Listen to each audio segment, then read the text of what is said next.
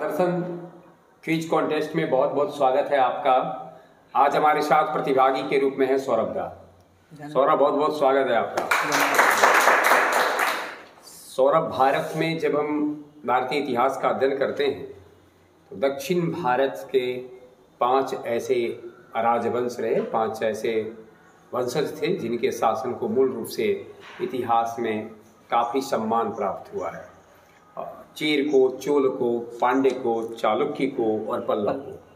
तो चेर, चोल, पांड्य, चालुक्य और पल्लव आज हम आपके साथ साझा कर रहे हैं। इनमें से चेर, चोल, पांड्य शासकों की, पांड्य राजाओं की जो मुख्य उपलब्धि रही है, उनके समय में जो कुछ भी था, इसी के साथ हम आपके बीच उपस्थित हैं।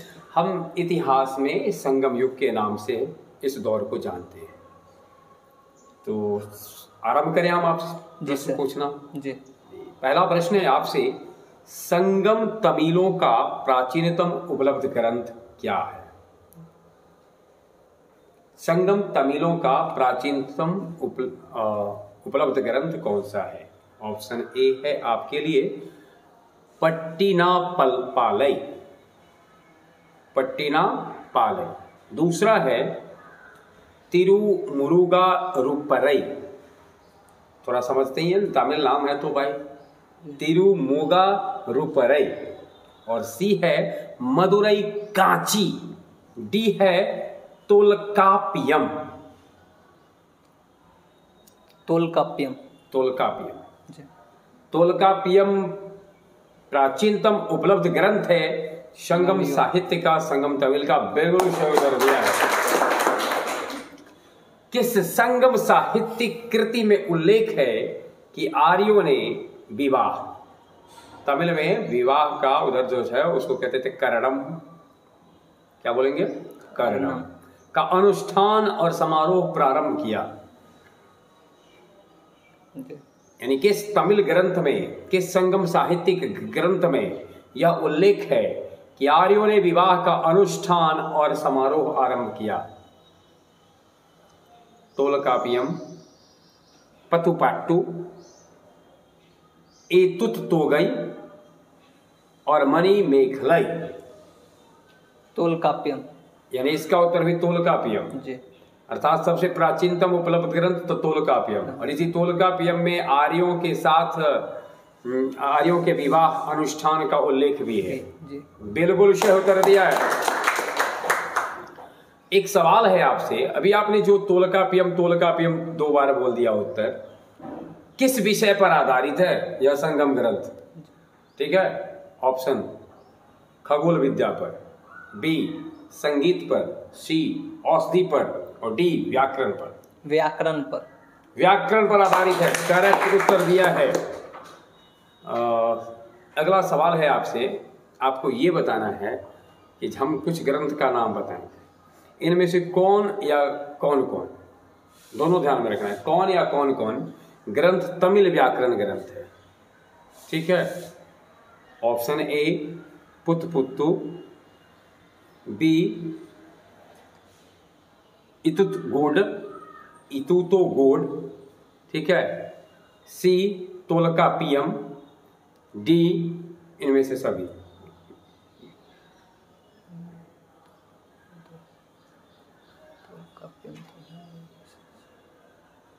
नाम से तो तीनों लग रहा है।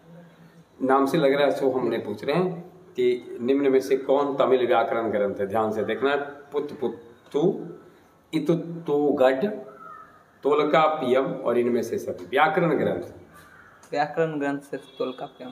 तोलकापियम, बिल्कुल सही उत्तर दिया है।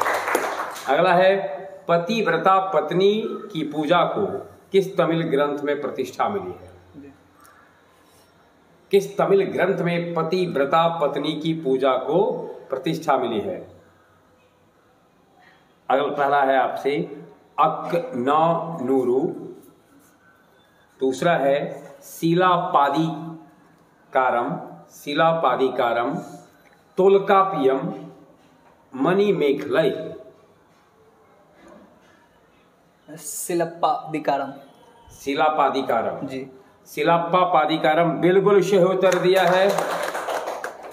किस तमिल ग्रंथ को लघु वेद की संज्ञा दी गई है? कौन सा तमिल ग्रंथ है जो लघु वेद की संज्ञा से सुशोभित हुआ है? नंदी कालंबकम, कलिंग पुत्तपर्णी, पेरिया पुराणम, कुराल। कुराल। कुराल को बिल्कुल सही उत्तर है। संगम साहित्य में निम्न में से किस राजवंश का उल्लेख नहीं है? पल्लव का, चेर का, चोल का, पांड्य का, इनमें से किसी का नहीं। पल्लव का नहीं है, यानी चेर चोल पांड्य का है। चेर चोल पांड्य का है संगम साहित्य में, पल्लव का नहीं है। बिल्कुल सही उत्तर दिया है। अगला सवाल आपसे है, पादीरूपत्तु किन राजाओं की स्तुति परक कविताओं का संग्रह है? पादीरूपत्तु यह कविताओं का संग्रह है। बताना यह है कि किन राजाओं की स्तुति परक कविताओं का संग्रह है?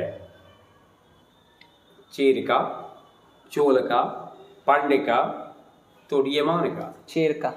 चेर का जी, चेर का बिल्कुल सही उत्तर है।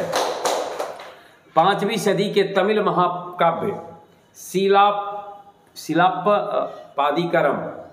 शिलाप्पादिकरम में किस नदी की स्तुति की गई है? क्वेश्चन समझ गए जी। यानी शिलाप्पादिकरम में, ठीक है, किस नदी का जिक्र किया गया है? गोदावरी, सरस्वती, कावेरी, गंगा? कावेरी। कावेरी का करेक्ट आंसर है। शिलाप्पादिकरम जिसकी चर्चा की गई आप अभी, जिसमें कावेरी का उल्लेख है, यह किसके द्वारा लिखी गई है? यानी कि इनके लेखक कौन हैं? इलंगो, परनर, करिकाल, विष्णु स्वामिन? इलंगो आदियम। इलंगो बिल्कुल सही उत्तर है। संगम साहित्य की भाषा क्या थी? बड़ा आसान क्वेश्चन हो गया। संगम साहित्य की भाषा थी पाली, प्राकृत, तमिल और संस्कृत? तमिल। तमिल करेक्ट आंसर है। संगम युग में तमिल भाषा में महाभारत लिखने वाले कौन थे? तमिल भाषा में महाभारत लिखने वाले हैं कम्बन, कुट्टन, विल्लीपुत्र अलवार और पेरून देवनार? पेरून देवनार। पेरून देवनार ने तमिल भाषा में महाभारत लिखने का कार्य किया है। बहुत बहुत सही उत्तर है। किस ग्रंथ में भारतीय व्यापारियों द्वारा कटाह द्वीप की कठिन समुद्री यात्रा का वर्णन मिलता है? कटाह द्वीप की कठिन समुद्री यात्रा का वर्णन किस ग्रंथ में मिलता है? Periplus of the Erythraean Sea, Periplus of the Erythraean Sea, समाराइचका, बाबेरू जातक, मिलिंदपन्हु? समाराइचका बिल्कुल सही उत्तर दिया है। किसके संरक्षण में संगम साहित्य की रचना हुई थी? संगम साहित्य की रचना करने में किन वंश के राजा ने संरक्षण दिया? चोल, चेर, पांड्य, चालुक्य? पांड्य राजाओं के संरक्षण में संगम साहित्य की रचना हुई थी। बिल्कुल सही उत्तर है। संगम युग के परंपरागत ग्रंथों की अवधि थी? संगम युग के परंपरागत ग्रंथों की अवधि थी। ऑप्शन 600 बीसी से 300 बीसी, 330 बीसी से 100 एडी, 200 बीसी से 200 एडी, 100 बीसी से 100 एडी? 100 बीसी से 100 एडी। 100 बीसी से 100 एडी यानी 200 वर्षों का जो ये ग्रंथ था उसको हम लोग कहते हैं परंपरागत ग्रंथ। नहीं, सही उत्तर दिया है। 100 बीसी से 100 एडी को संगम युग के परंपरागत ग्रंथ की अवधि कहते हैं। अगला आपको एक मैच करना है। मैं आपको एक तरफ किताब का नाम है, रचना है, और दूसरी तरफ रचनाकार है। रचना मैं बोलूं? तिरुक्कुरल, शिलाप्पादिकारम, मणिमेखलई, तोलकाप्पियम। ऑप्शन है मैचिंग में इलंगो आदिगल, सतनार, तोलकाप्पियर और तिरुवल्लुवर। ध्यान से सुनेंगे। अब आप सोचना है, आप अपने अनुसार बताइए कौन सा। तिरुकुलर का है तिरुवल्लुवर। तिरुकुलर का तिरुवल्लुवर। और उसके बाद मणि शिलापद्दिकारम। शिलापद्दिकारम का है ऑप्शन बोले फिर से जी, ऑप्शन बोल दीजिए। सतनार, इलंगो आदिगल, तोलकापियर, तिरुवल्लुवर। तिरुवल्लुवर तो आपने बताया कि तिरुकुरल का है। इलंगो आदिकल है शिलापद्दिकारम के, ठीक है। और मणिमेखले का है सतनार। मणिमेखले का सतनार, और जो बच गया तोलकापियम का जो है वह तोलकापियर। तोलकापियम का तोलकापियर बिल्कुल सही उत्तर है। एक बार मैं फिर से बता दूं, तिरुकुरल की रचना तिरुवल्लुवर ने की है, शिलप्पादिकारम की रचना इलंगो आदिगल ने की है, वही मणिमेखले की रचना किया है सतनार ने, और तोलकापियम की रचना किया है तोलकापियर ने। अगला सवाल आपसे है, निम्न में कौन सुमेलित नहीं है? शिलप्पादिकारम, इलंगो आदिगल, मणिमेखले, तिरुमजीसी, कुरल, तिरुवल्लुवर और तिरुमदल, Thirumangai Alvar. Sir option B Manimekalai का होगा सतनार, वो गलत है। जी बिल्कुल सही उत्तर है। संगम तिथि कब से कब तक की मानी गई है? ध्यान से सुनो, संगम का जो काल है, संगम काल, उसको कब से कब तक माना गया है? 100 बीसी से 100 एडी, 500 बीसी से 500 एडी, 50 बीसी से 200 एडी, इनमें से कोई नहीं। 500 ईस्वी पूर्व से 500 ईस्वी तक, यानी 1000 साल के लगभग का जो काल था वो संगम काल। बिल्कुल सही है। तृतीय संगम हुआ था, जगह बताना है कहां हुआ था? अरिक्का मेदु में, इरनाकुलम में, मदुरई में, तुतिकोरिन में। मदुरई में तृतीय संगम हुआ था। प्राचीन भारत में संगम क्या थी? यानी संगम जो हम लोग जिसे बार बार इतिहास में कहते हैं, तो दरअसल ये इतिहास में क्या कहलाता था? संगम का आशय क्या था? ऑप्शन ध्यान से सुने। महापाषाण की कब्रें हैं, तमिल बस्ती है, तमिल राजाओं के दरबारी कवि संगम कहलाते थे, तमिल कवियों का संघ या मंडल संगम कहलाता था। तमिल कवियों का संघ या मंडल, तमिल कवियों का संघ या मंडल संगम कहलाता था। बिल्कुल सही है। ये मंडल जो हुआ, अभी आपने बताया कि तमिल कवियों का संघ कहलाता था। प्रथम तमिल संगम की स्थापना किसने की थी? तिरुवल्लुवर ने, परशुराम ने, मामूलनार ने, अगस्त ने, महर्षि अगस्त ने। बिल्कुल सही उत्तर है। संगम से तात्पर्य क्या है?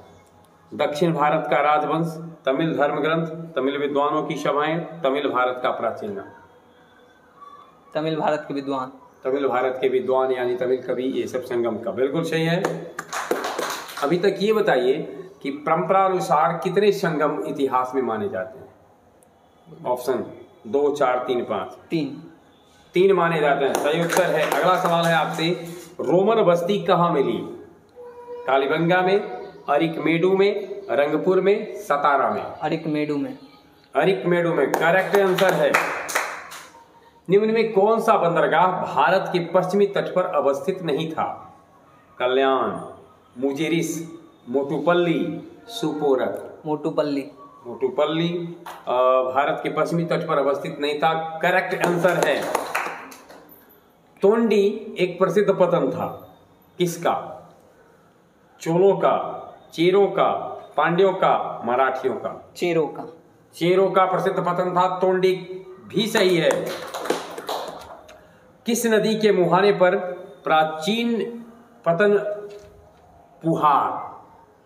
एक पतन पुहार है, वह किस नदी के मुहाने पर स्थित है? फिर से एक बार क्वेश्चन, किस नदी के मुहाने पर प्राचीन पतन पुहार स्थित है?